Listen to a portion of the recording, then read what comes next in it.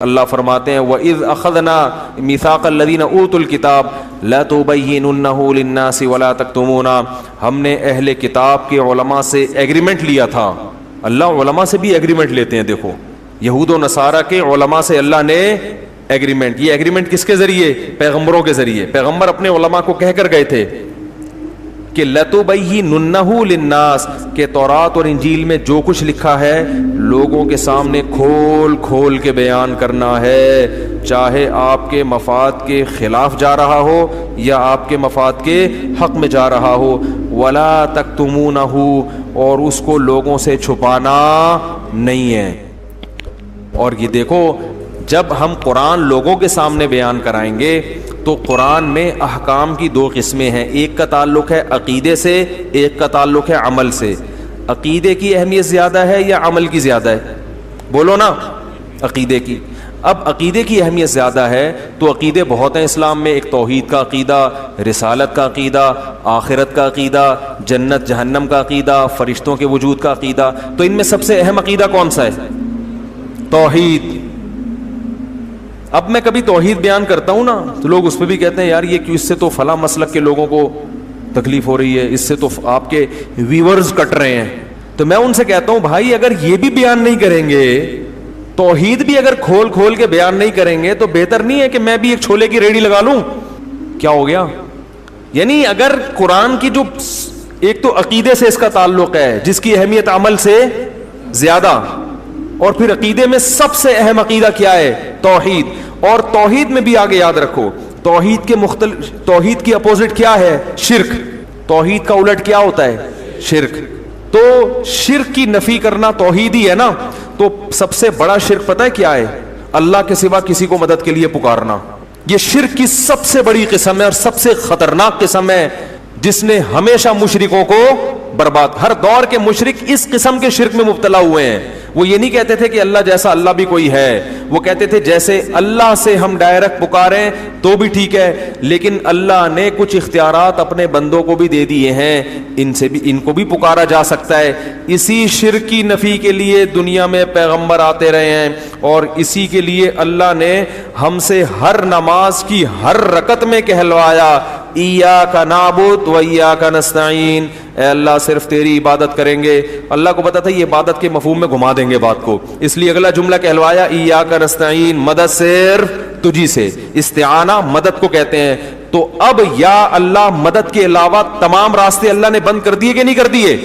تو یہ والی شرک بھی اگر ہم قسم بیان نہیں کریں گے، مصلحت کا شکار ہوں گے کہ ویور ٹوٹ رہے ہیں، لوگ خراب ہو رہے ہیں، تو بھائی پھر تو قیامت میں پکڑے جائیں گے. اللہ کہے گا میری وحدانیت بھی اگر تم سے ممبر پہ بیٹھ کے بیان نہیں ہو رہی تھی تو بہتر تھا کہ تم بھی یو پی پہ انڈا موڑ پہ ایک چھولے کی ٹھیلی لگا کے بیٹھ جاتے. تو یہ بڑا خطرناک شرک ہے. ہاں اس پر جو اشکالات ہوتے ہیں کہ پولیس کو بھی تو مدد کے لیے پکارا جاتا ہے، وہ تمام اشکالات کے میں ایک بیان میں جوابات دے چکا ہوں، اس کو سن لیا جائے دوبارہ.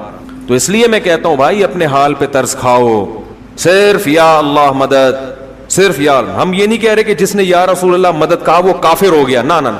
کفر کا فتویٰ لگانے میں بہت احتیاط ہے، کیونکہ ہم مجھ سے پوچھیں گے تمہارا مطلب کیا ہے اس کا، تو مطلب میں جا کے گہرائی میں کہیں سے بھی کوئی تعویل کھینچ تان کے نکالی جا سکتی ہو کہ ہو سکتا ہے اس کا یہ مفہوم ہو، تو اس کو مومن ہی کہا جائے گا جب تک 100% وہ واضح طور پر نہ کہہ دے.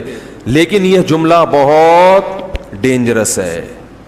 کفر کا فتویٰ دنیا میں لگانے میں تو احتیاط ہے، مگر آخرت میں اللہ بھی احتیاط سے کام لے گا فتویٰ لگانے میں. ایسا نہیں ہے.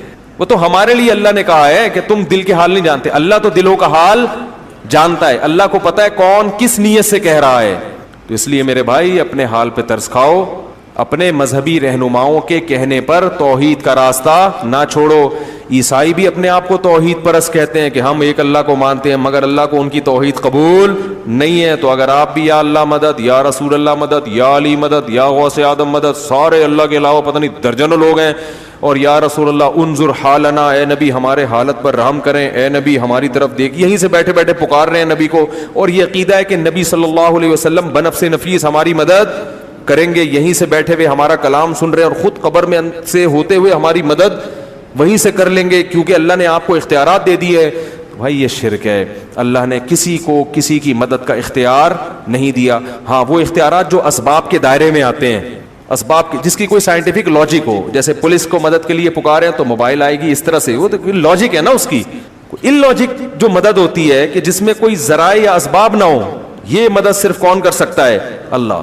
اس کا اللہ نے کسی کو اختیار نہیں دیا. تو ہم نبی صلی اللہ علیہ وسلم کے بارے میں عقیدہ رکھتے ہیں تمام پیغمبروں کے سردار, بلکہ بعد از خدا بزرگ توئی قصہ مختصر, اللہ کے بعد نبی ہی کا مقام ہے, قصہ مختصر. شاعر نے کیسی پیاری بات, شاعر نے کہا تم نبی کی شان بیان کرتے ہو, کہہ رہے میں مختصر بات کر کے گل ویلے دی تے پھل موسم دا قصہ ہی ختم کر دیتا ہوں. بعد از خدا بزرگ توئی, اللہ کے بعد کون ہے؟ پیغمبر. جس کی بھی تعریف کی جائے نا, اس سے اونچا مقام کس کا ہے؟ نبی کا. پھر آپ کسی کی تعریف کریں, زمین آسمان کے قلابے ملا دیں, وہ تعریف نبی کی تعریف نہیں ہوگی, نبی کا مقام اس سے اونچا ہوگا.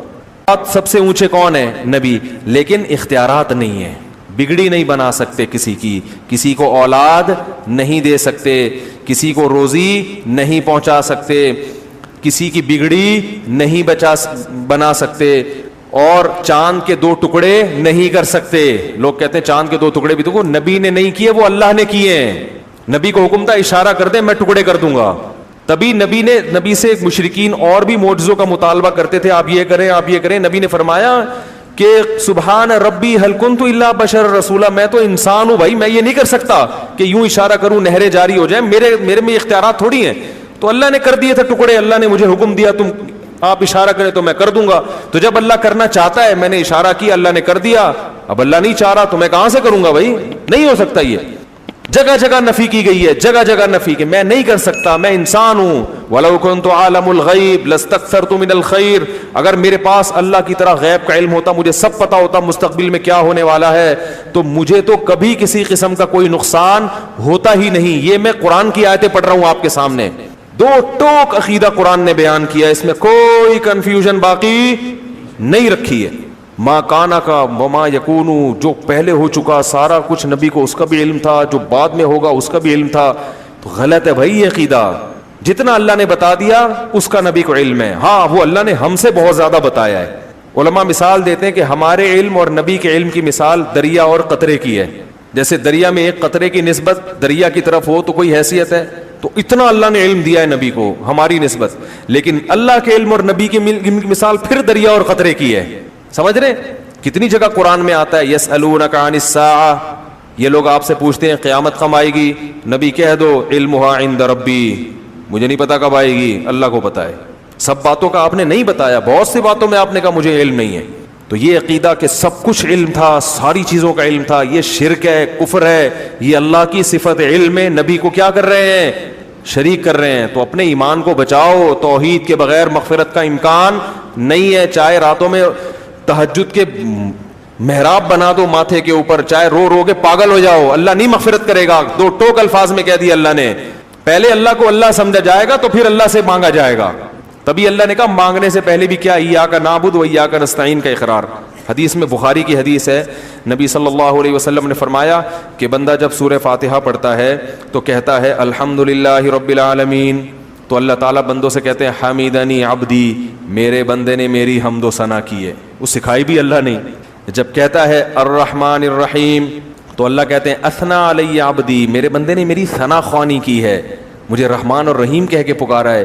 پھر جب بندہ کہتا ہے مالک یوم الدین, روز جزا کا مالک ہے, تو اللہ کہتے ہیں مجدنی عبدی, میرے بندے نے میری بزرگی اور میری شان کو بیان کیا کہ میں مالک ہوں گا قیامت کے دن.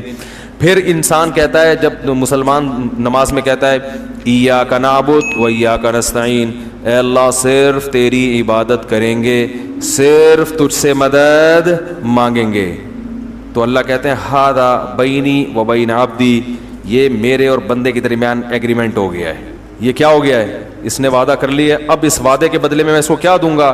ولی عبدی ما سأل, اب یہ دعا مانگنے کے قابل ہوا ہے, اب جو مانگے گا دوں گا اس کو. اس ایگریمنٹ کے بغیر اللہ نہیں دے گا. ولی عبدی ما سأل, اب یہ کیونکہ پچھلی امتیں اسی لیے تو ہلاک ہوئی ہیں, اللہ سے بھی مانگ رہے ہیں, حضرت عیسیٰ ابن مریم سے بھی مانگ رہے ہیں, عزیر کو ابن اللہ کہہ دیا تو اب اللہ سے بھی مانگ رہے ہیں, درباروں پہ جا کے بھی مانگ رہے ہیں. نوح علیہ السلام کی جو قوم تھی اللہ سے بھی مانگتی تھی, بتوں سے بھی جا کے مانگتی تھی. تو اللہ نے کہا یہ والا مجھے یہ انداز پسند نہیں ہے. تو پہلے ہم سے ایگریمنٹ کروا لیا. اور دیکھو نماز میں تلاوت ضروری ہے, جہاں سے چاہے پڑھو, لیکن ہر نماز میں اللہ نے پہلے کہا کہ یہ پڑھو گے تو پھر آگے پڑھنے کی اجازت دوں گا. یہ پہلے ہر سورہ فاتحہ جتنی پڑھی جاتی ہے نا, اتنی کوئی سورت پڑھی نہیں جاتی ہے. ہر نماز میں, ہر رکعت میں, تراویح میں 20 رکعتوں میں ہم ہر دفعہ تھکتے نہیں ہیں. لوگ کہتے ہیں یار اب یہ تو سن لی ہے نا, بچپن سے سنتے آ رہے ہیں, آگے چلو. اللہ کہتے ہیں نا نا نا نا نا, جب تک زبان سے یہ ایگریمنٹ نہیں کرے گا نا کہ تجھی سے مانگوں گا کسی اور سے نہیں, اس وقت تک آگے چلنے ہی نہیں دوں گا میں تجھے. 20 کیا 40 بھی پڑھے گا تو ہر دفعہ یہی پڑھنا پڑے, پھر تہجد میں اٹھے گا پھر یہی پڑھنا پڑے, فجر کی 2 سنتیں میں پھر یہی ایگریمنٹ, مرتے دم تک یہ ایگریمنٹ تجھ سے کرواتا رہوں گا. اور ہم نماز کے سلام کے بعد اسی ایگریمنٹ کی دھجیاں اڑانا شروع کر دیں, کتنی بڑی اللہ کے غضب کو دعوت دینے والی بات ہے. تو حدیث میں آتا ہے, بخاری کی حدیث, نبی نے فرمایا کہ انسان جب کہتا ہے اللہ تیری عبادت تجھ سے مدد, تو نبی نے فرمایا اللہ فرشتوں سے کہتے ہیں ولی عبدی ما سأل, اب مانگ. پھر اللہ کو پتا تھا کہ الٹی سیدھی چیزیں نہ مانگنا شروع کر دے نا, اتنا اہم موقع ہے, اللہ کی رحمت جوش میں ہے, ہمیں اختیار دے دیا جاتا تو ہم کہتے ہیں اللہ تھوڑی تنخواہ بڑھوا دے میری, اے اللہ ذرا ٹرائی کیا ہوا ہے, مان نہیں رہے ابا اس کے, منوا لے, اے اللہ یہ کر دے وہ کر دے, بحریہ ٹاؤن میں 3 پلاٹ دلا دے. یہ دنیا کے کھلونے مٹی کے, ان پہ ہم عاشق ہو جاتے.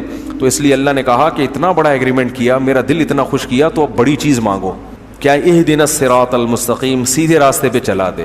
سیدھے راستے پہ چل گئے تو بحریہ ٹاؤن میں پلاٹ نہ ملے تو بھی جنت, مل جائے تو بھی جنت.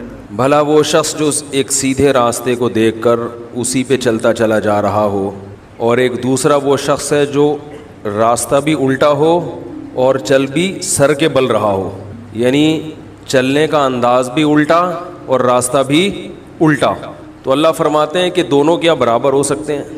تو جن لوگوں کے پاس مذہب نہیں ہے, دین نہیں ہے, ان کو پتہ ہی نہیں چلتا کہ سیدھا راستہ کون سا ہے اور غلط راستہ بولو بھائی کون سا. تو ان کی مثال اللہ نے دی ہے کہ غلط راستے پہ بھی جا رہے ہیں اور چل بھی الٹے رہے ہیں. آگے ارشاد فرمایا سیدھے راستے کو مزید واضح کرنے کے لیے کہ ابھی بھی سمجھ میں نہیں آتا نا سیدھا راستہ کون سا ہے, تو اللہ نے فرمایا قل هو الذی انشأکم وجعل لکم السمع والابصار والافئدہ, وہ اللہ ہے جس نے تمہارا انشاء کیا. انشاء کہتے ہیں بالکل اول سے پیدا کرنا, جب کچھ بھی نہیں تھا, تو وہ اللہ ہے. جب اللہ ہے تو اس سے صاف پتہ چلا کہ اللہ سے زیادہ مضبوط کوئی اور رشتہ نہیں ہے, کیونکہ ہمارا کریٹر وہ ہے.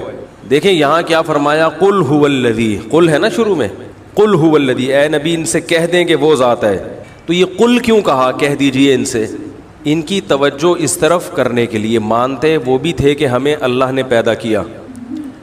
اس کی مثال ایسے ہے جیسے بیٹا باپ کی نافرمانی کر رہا ہو, مان نہ رہا ہو, ہر بات میں اس کی مخالفت کر رہا ہو, تو کوئی تھرڈ پرسن کہتا ہے نا, بیوی سے کہتا ہے کہ اس کو بتا دو کہ یہ تمہارا باپ ہے, حالانکہ بیٹے کو پہلے سے پتا ہوتا ہے کہ یہ ہمارا باپ ہے, لیکن عمل سے ایسا لگ رہا ہوتا ہے کہ یہ ان صاحب کو اپنا باپ ماننے کے لیے تیار نہیں ہے. تو یاد دہانی کرائی جاتی ہے کہ بھائی یہ تمہارا باپ ہے.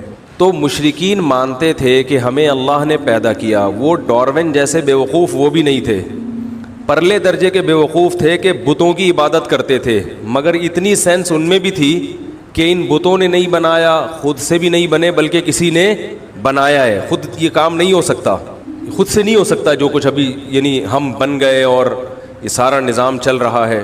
کچھ دن پہلے